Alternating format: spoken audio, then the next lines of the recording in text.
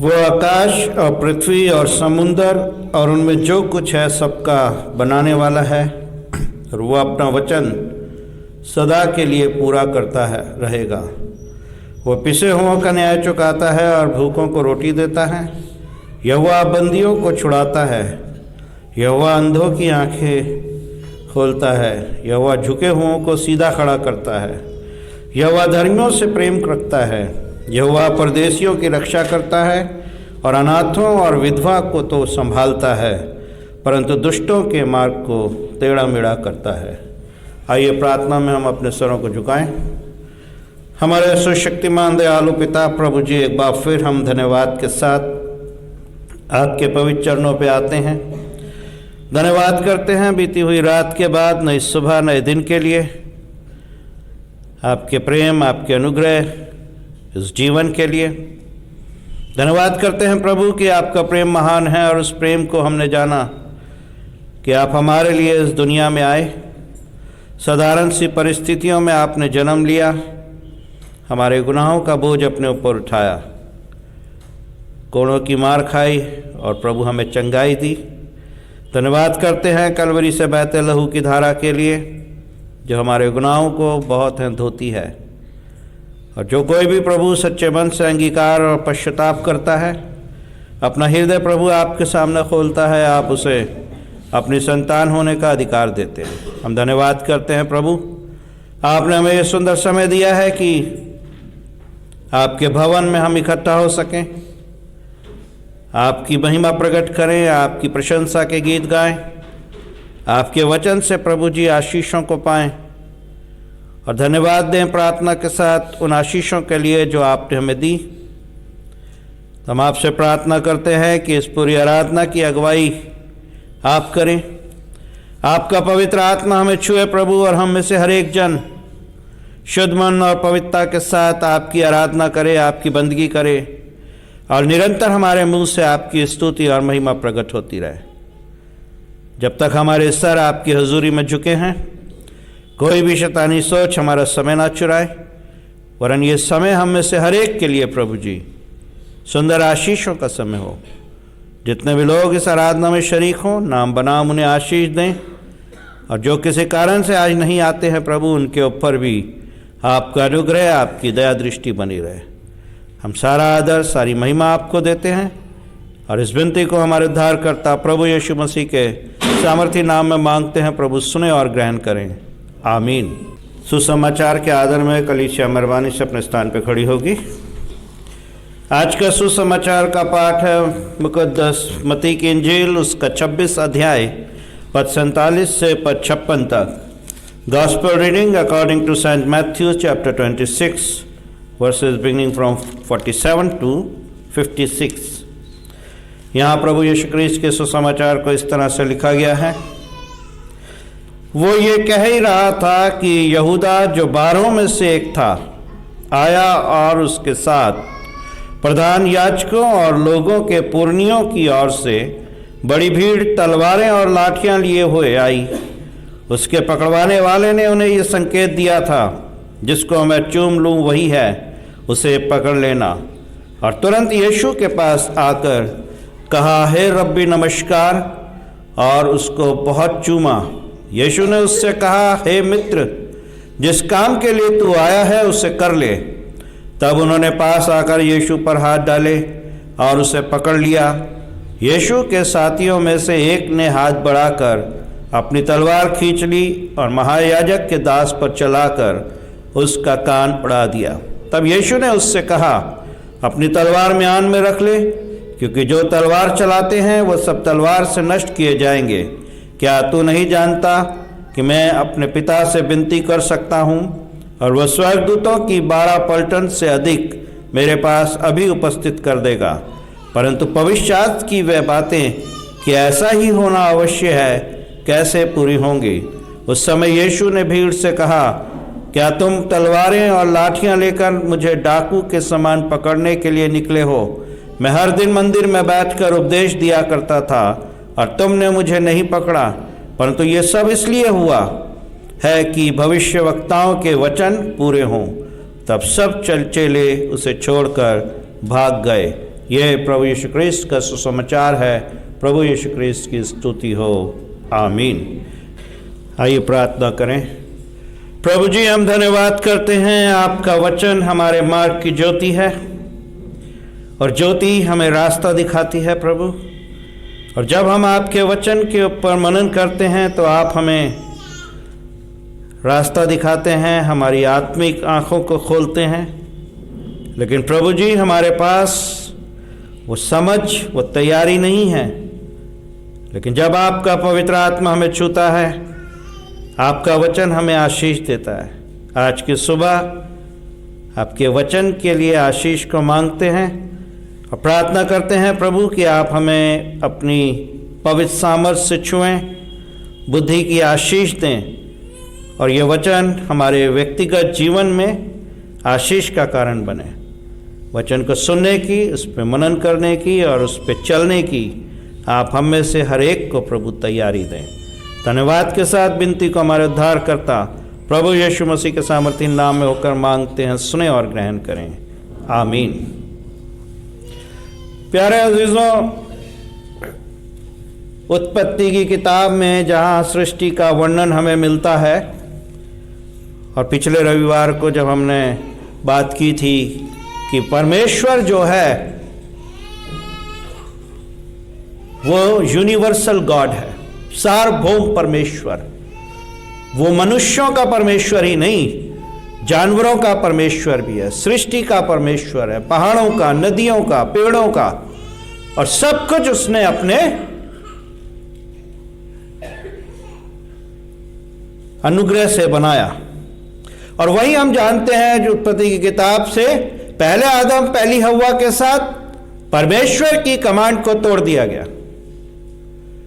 सब कुछ परमेश्वर ने उनको दिया था, एक आज्ञा दी थी कि इस पेड़ के इस फल को मत खाना और तुम्हारे लिए बहुत कुछ खाने को है।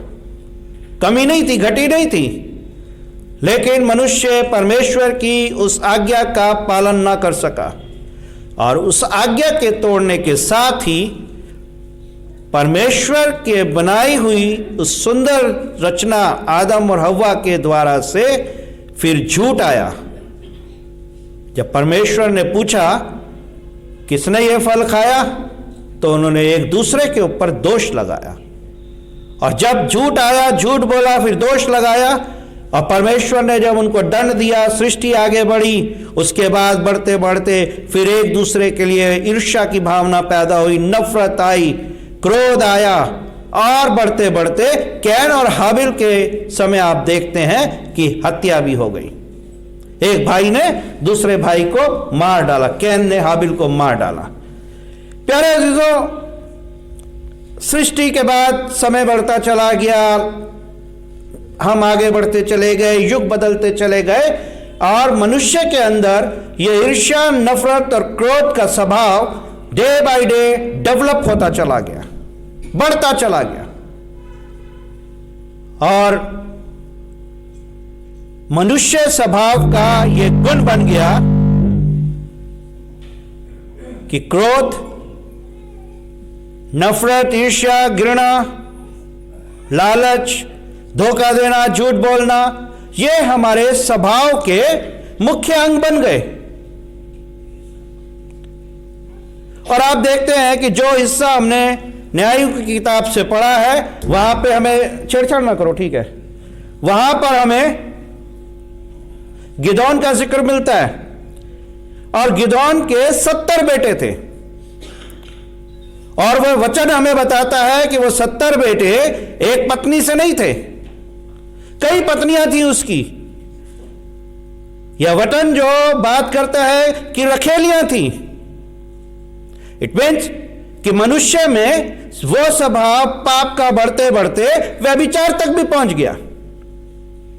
और 70 उसके बेटे थे। न्यायों की किताब 8वां अध्याय 30वीं आयत से हमें यह मिलता है।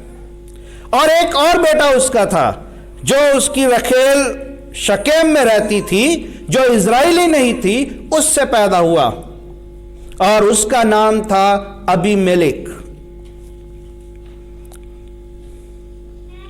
प्यारे अजीजों, अगर आप वचन को पढ़ें तो ये शकेम के जो लोग थे, कनानियों के साथ, कनान में इजराइली, ये सब लोग मिक्स होकर रहते थे। जैसे आज हम रहते हैं समाज में, हिंदू भी हैं, सिख भी हैं, मुसलमान भी है, बौद्ध भी है, जैन भी है, पारसी भी हैं, सब लोग हैं, और आज भी हम जैसे समाज में रल मिलकर रहते हैं, ये इसी तरह से रहते थे। लेकिन मैंने जैसे बात करें कि इंसान के अंदर क्रोध और ईर्ष्या का स्वभाव जो बन गया था, उसी स्वभाव के तहत अबीमेलेक ने एक योजना तैयार की, और अबीमेलेक ने जो शकेम की उसकी गिदोन की वाइफ थी, जो रखेल थी, उससे जो बेटा था, इजराइली नहीं था, उसने अपने मामा और नाना के साथ, यानी अपनी माँ के बाप के साथ और अपनी माँ के भाई के साथ मिलकर एक योजना बनाई, और उस योजना के तहत गिदोन ने उनसे कहा कि क्या तुम चाहते हो कि इजराइल के 70 पुरुष तुम पे प्रभुता करें, या मैं जो तुम्हारा हाड़ और मांस हूं। और तब अबीमेलेक ने अपने शकेम के लोगों के साथ मिलकर एक बड़े षड्यंत्र को रचा। सब शकेम वासियों ने इस गलत काम में अबीमेलेक का साथ दिया। न्यायों की किताब 9वें अध्याय की 3री आयत हमें बताती है, अबीमेलेक तो हमारा भाई है, अपना मन उसके पीछे लगा दिया। क्यों? क्योंकि हमारा भाई है। ये सोचने और समझने की बुद्धि खत्म हो गई कि अगर भाई है तो क्या योजना बना रहा है, सिर्फ इसके लिए कि हमारा भाई है, चलो अबीमेलेक के पीछे चले। और क्या ये गलती आज मैं और आप नहीं करते? बहुत सारे लोग करते हैं ये गलती। क्यों? हमारा रिश्तेदार है, हमारा दोस्त है, हमारा भाई है, गलत है तो क्या है, हमें तो इसको बचाना है, हमारा फर्ज, हमारी ड्यूटी है। और यही अबीमेलेक के साथ किया गया।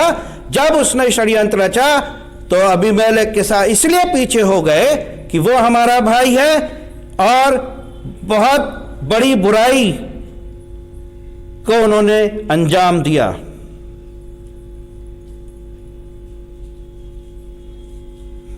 लेकिन प्यारे अजीजों, वो ये भूल जाते हैं, या आज हम भी भूल जाते हैं कि हम कितना भी भाई भतीजावाद आज के संसार में एक दूसरे के साथ कर लें, लेकिन परमेश्वर गलत से घृणा करता है, नफरत करता है। परमेश्वर न्यायी परमेश्वर है, वो कभी भी कंप्रोमाइज नहीं करता।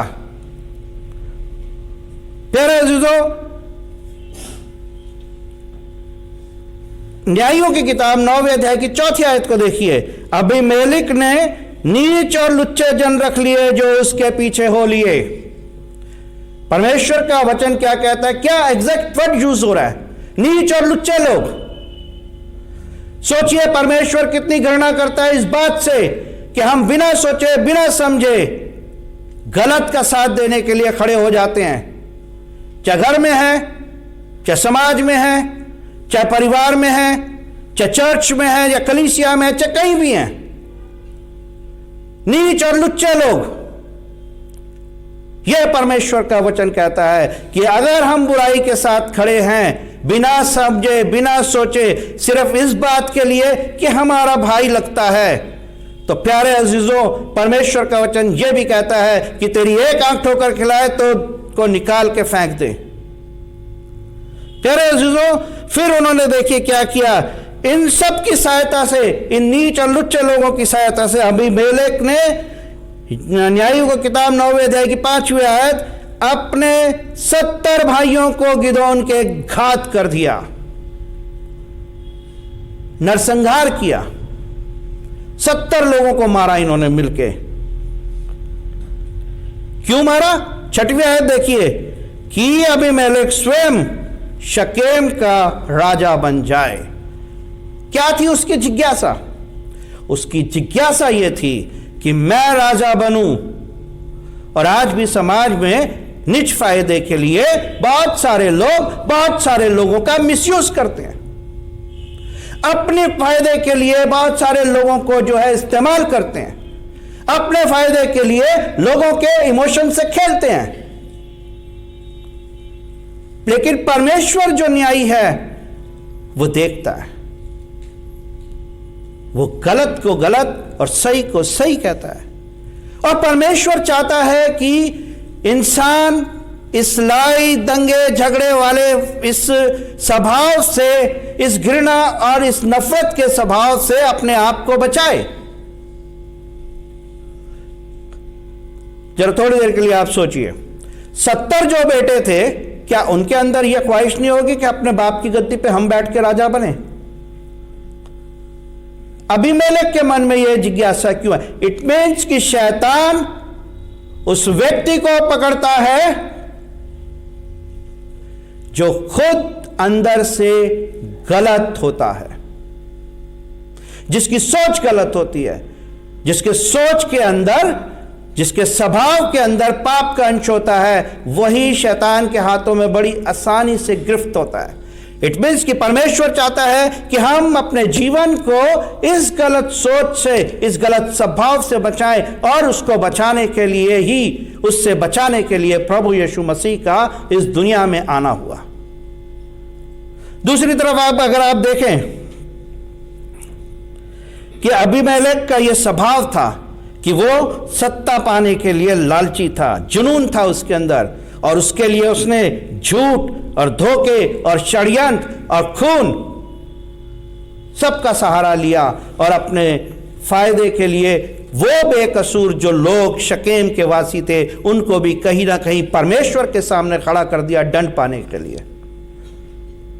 बहुत बार हम ये सोचते हैं कि हमने तो गलत किया नहीं, जिसने किया वो जाने। लेकिन अगर हम किसी भी रूप में उस गलत का अंश बने हैं, तो प्यारे अजीजों, जिसने गलत किया वो तो दंड का अधिकारी है परमेश्वर की दृष्टि में, लेकिन जिसने उसको प्रेरित किया वो गलत काम करने के लिए, उसे मजबूती दी, उसको सहारा दिया, वो भी उतने ही गुनहगार है परमेश्वर की दृष्टि में, और परमेश्वर उनको दंड देता है। अगर आप देखें फिर उसके बाद जो हमने गॉस्पेल से हिस्सा लिया, वहां पे प्रभु यीशु मसीह के 12 चेले थे, लेकिन जो हिस्सा हमने पढ़ा वो हिस्सा क्या था? यहूदा इस्करियोती। क्यों 11 के मन में क्यों नहीं आया प्रभु यीशु मसीह को पकड़वाएं? क्योंकि यहूदा के स्वभाव में लालच था। बात को समझने की, कॉन्टेक्ट को समझने की कोशिश करें। जो खुद अंदर से गलत होता है वही गलत रिएक्ट करता है, जो खुद गलत होता है वही गलत का साथ देता है, जो खुद गलत होता है सोच समझ दिल दिमाग से वही बढ़ावा देता है। लेकिन जो इंसान सही है अपनी कॉल में, अगर उसका सगा भाई भी आके उसको कहता है और वो गलत है, वो कह देगा, साफ कहेगा, भाई मैं तेरे इस काम का हिस्सा नहीं बनूंगा, तू गलत है, तेरा न्याय खुदा करेगा। लेकिन प्यारे अजीजों, क्या प्रैक्टिकली हम ये चीज कर पाते हैं? नहीं कर पाते। लेकिन परमेश्वर चाहता है कि हम इन चीज़ों से बचें। और जब यहूदा ने वो डील कर ली 30 चांदी के सिक्कों में, तब आके 26:49 कहता है, हे रब्बी नमस्कार। कितने प्यार के साथ आता है, हे गुरु नमस्कार। इसलिए परमेश्वर का वचन कहता है कि चिकड़ी चुपड़ी बातों से सावधान रहें। जो प्यार करके गले मिल रहा है, कहीं वहीं तुम्हारे साथ विश्वासघात करके तुम्हारी पीठ में कहीं छुरा तो नहीं डाल रहा। और ये सारी बातों को समझने के लिए इंसान की बुद्धि काम नहीं आती। इन सारी बातों को समझने के लिए परमेश्वर के अनुग्रह की जरूरत है, प्रभु की दया की जरूरत है, प्रभु के प्यार की जरूरत है। तभी मैं और आप, हर इंसान इस गलत स्वभाव से अपने आप को बचा सकता है। कोई ताकत नहीं है। अगर हम सोचते हैं हमारा बैंक बैलेंस हमारे को शैतान के गलत स्वभाव से बचा लेगा, नहीं बचा सकता। संसार की कोई ताकत आपको शैतान की षड्यंत्र की चालों से नहीं बचा सकती। कोई ऐसी चीज बनी ही नहीं है जो शैतान के आजमाइशों से हमारे जीवन को सुरक्षित रख ले। लेकिन स्वयं परमेश्वर है जो शैतान को आपके जीवन, आपके घर, आपकी कलीसिया, आपके समाज में आने से रोक सकता है। प्रभु यीशु मसीह इसी स्वभाव को मारने के लिए हमारे जीवन से आए थे। जो शुरू हुआ था उत्पत्ति की किताब 1 अध्याय 2 अध्याय से पहली कमांड तोड़ने के साथ, और समय समय पे परमेश्वर ने ताकीद भी करी, दंड भी दिए, लेकिन मनुष्य अपने रूटीन वर्क में आगे बढ़ता चला गया। प्रभु यीशु मसीह खुद भी आ गए, अपने लहू भी दे दिया, क्रूसिफाइड भी हो गए, 2021 में हम आ गए। लेकिन क्या हम अपने उस गलत स्वभाव को परमेश्वर के सामने खोल पाए? प्यारे अज़ीज़ों, शैतान से बचने के लिए सिर्फ एक ही इंसान है, वो है प्रभु यीशु मसीह। इफिसियों की किताब 2 अध्याय की 14वीं आयत, क्योंकि वही हमारा मेल है जिसने दोनों को एक कर लिया और अलग करने वाली दीवार को जो बीच में थी गिरा दिया, अपने लहू से धो दिया। जो दूरी परमेश्वर के साथ मनुष्य की हुई थी, परमेश्वर ने उसको खत्म किया। लेकिन परमेश्वर चाहता है कि हमारा पापी स्वभाव केवल हमारे जीवन में हिंसा, झगड़े, विवाद, दूरियां, घृणा यही पैदा करता है। इसका मतलब यह है कि अगर मैं लड़ रहा हूं, मैं किसी को गलत बोल रहा हूं, मैं किसी के साथ झूठी साक्षी दे रहा हूं, मैं किसी को झूठा ठहरा रहा हूं, मैं किसी के लिए बुरी कल्पना कर रहा हूं, इट मीन्स कि मैं खुद गलत हूं। इसके बाद को यह जान लीजिए कि जब हम किसी दूसरे पे दोष लगाते हैं, हम लड़ाई दंगा करते हैं, हम झगड़े करते हैं, इट मीन्स कि हमारे अंदर पाप है, पाप का समावेश है हमारे अंदर, इसलिए तो हम लड़ रहे हैं। परमेश्वर के लोग सहनशील होते हैं, परमेश्वर के लोग क्षमा करते हैं, परमेश्वर के लोग दया करते हैं, परमेश्वर के लोग दूसरों के प्रेम के लिए अपने आप को क्रूसिफाइड करते हैं। लेकिन बड़े दुख की बात यह है कि आज हमारे मसीह समाज के अंदर, मसीहों के अंदर परमेश्वर का स्वभाव तो दिखाई नहीं देता। जरा जरा सी बात पे हम लाछन लगाते हैं, झूठा ठहराते हैं, एक दूसरे को लड़ते हैं, क्रोध करते हैं, घृणा करते हैं, नफरत करते हैं। क्या परमेश्वर ने यह सिखाया हमें? और अगर आज भी हमारी आंखें इस समय, आज के दिन तक भी नहीं खुल रही, तो प्यारे अज़ीज़ों, second coming of Jesus Christ बहुत नजदीक है। समय देख लीजिए, परिस्थितियां देख लीजिए, संसार का समझ नजरिया देख लीजिए, और क्या क्या हो रहा है वो देख लीजिए। परमेश्वर का वचन तो इन सारी बातों के लिए भी बात करता है ना। कैसी कैसी विपत्तियां आएंगी, कैसी कैसी बीमारियां आएंगी। जहां परमेश्वर का वचन आशीषों की बात करता है, वहीं परमेश्वर का वचन ताकीद भी करता है कि वक्त और समय रहते अगर तुम नहीं संभलते, पश्चाताप नहीं करते, अपने जीवन को नहीं बदलते, अपनी आदतों को नहीं बदलते, तो वो समय आने वाला है कि कोई प्रार्थना करने के लिए अपने हाथ उठा नहीं पाएगा। ये वचन की बातें हैं सारी।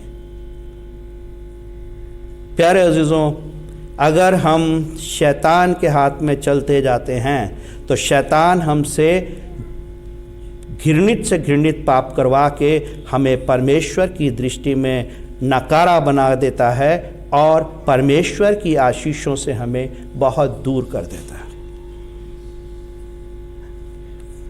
इसलिए ज़रूरी है कि आज हम प्रभु यीशु मसीह के साथ आए। इसलिए तो प्रभु यीशु मसीह ने कहा, मत्ती 26:52, जो तलवार चलाते हैं वे सब तलवार से नष्ट किए जाएंगे। इसमें क्या नहीं समझने की बात? आप गाली दे रहे हो, आपको गाली मिलेगी। आप किसी के लिए गड्ढे खोदे, आपके लिए भी कोई गड्ढे खोदेगा। आप किसी को घात करो, कोई आपको घात करेगा। जो तलवार का सहारा लेकर चलते हैं वो तलवार से ही नष्ट किए जाएंगे। लेकिन जो तलवार को देखते हुए प्रार्थना करता है और प्रेम करता है, क्षमा करता है, परमेश्वर उसको आशीष देता है। रोमियो 10:13, क्योंकि जो कोई प्रभु का नाम लेगा वो उद्धार पाएगा। अब प्रभु का नाम लेना यह नहीं होता कि संडे को चर्च आ गए, चर्च अटेंड किया और चले गए, हमने प्रभु का नाम ले लिया। प्रभु का नाम लेने का अर्थ है कि प्रभु हमारे जीवन से क्या चाहता है, हम अपने जीवन को वैसा बनाएं, कोशिश करें, क्षमा मांगे, परमेश्वर की योजना को जानें। तब है प्रभु का नाम लेना। ये तो एक कहावत बोली जाती है ना हिंदू लोगों में, मुंह में राम बगल में छुरी, है ना। सुबह शाम प्रार्थना कर रहे हैं, हम दिखा रहे हैं फरीसी सद्दूकी शास्त्रियों की तरह, लेकिन मन अंदर से काले हैं, घृणा भर रही है, नफरत भर रही है। प्रभु यीशु मसीह ने तो उनको कहा था, हे ढोंगियों दूर हो जाओ मेरी नजरों से। तुम्हें अच्छा लगता है चौकों में नमस्कार पाना, तुम्हें अच्छा लगता है चौकों पे खड़े होकर चौके पहन के बड़ी बड़ी प्रार्थनाएं करना, लेकिन मेरी दृष्टि में तुम नकारा हो, क्योंकि तुम्हारा जीवन गंदगी से भरा हुआ है। आज जरूरत है हमें परमेश्वर की आवाज को सुनने की, अपने जीवन को जांचने की, व्यक्तिगत जीवन को जांचने की, कि हम मसीह होने के नाते कहां पर खड़े हैं।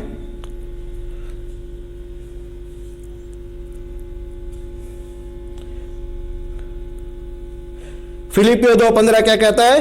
तुम निर्दोष और भोले होकर टेढ़े और हठीले लोगों के बीच परमेश्वर के निष्कलंक संतान बने रहो। यह नहीं प्रभु यीशु मसीह का वचन, परमेश्वर का वचन कहता है कि तुम्हारे लिए बहुत बहुत अच्छी अच्छी चीजें होंगी।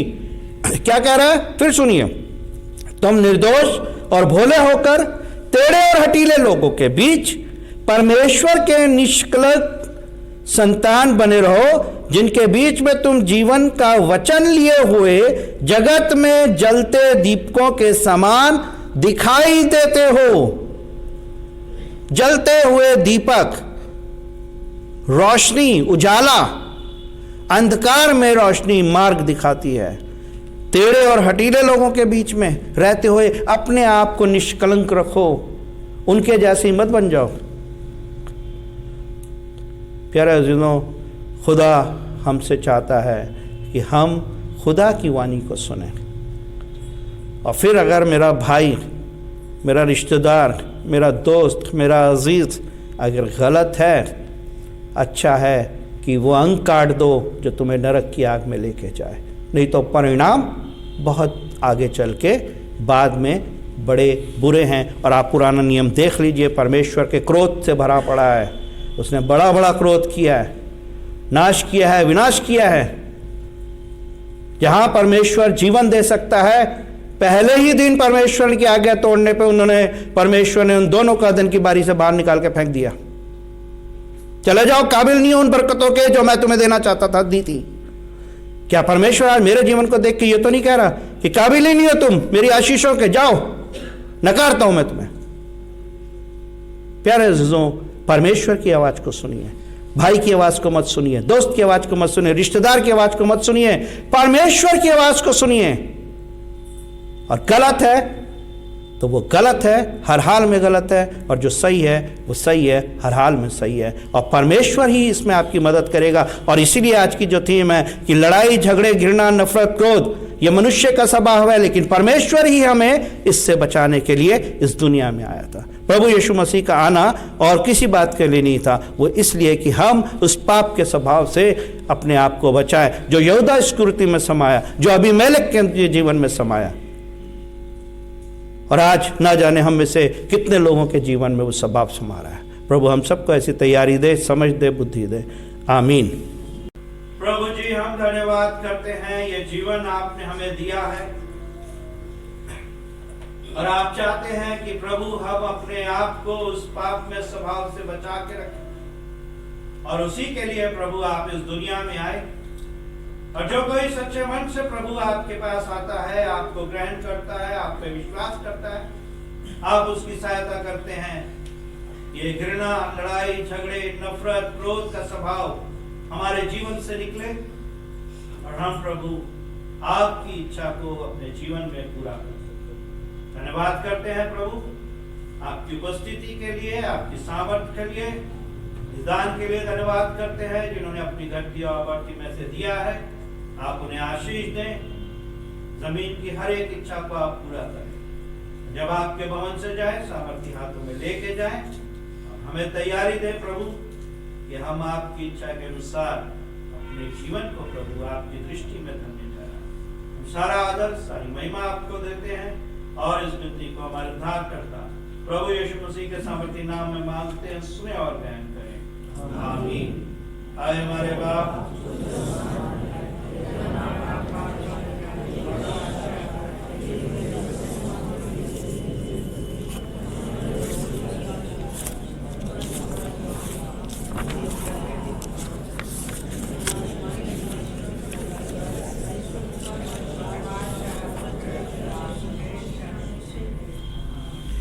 हमारे प्रभु यीशु मसीह का अनुग्रह, परमेश्वर पिता का प्रेम और पवित्र आत्मा की सहभागिता हर बच्चे, जवान, बुजुर्ग और पूरी कलीसिया के ऊपर प्रभु जी अब से लेकर हमेशा तक होती रहे।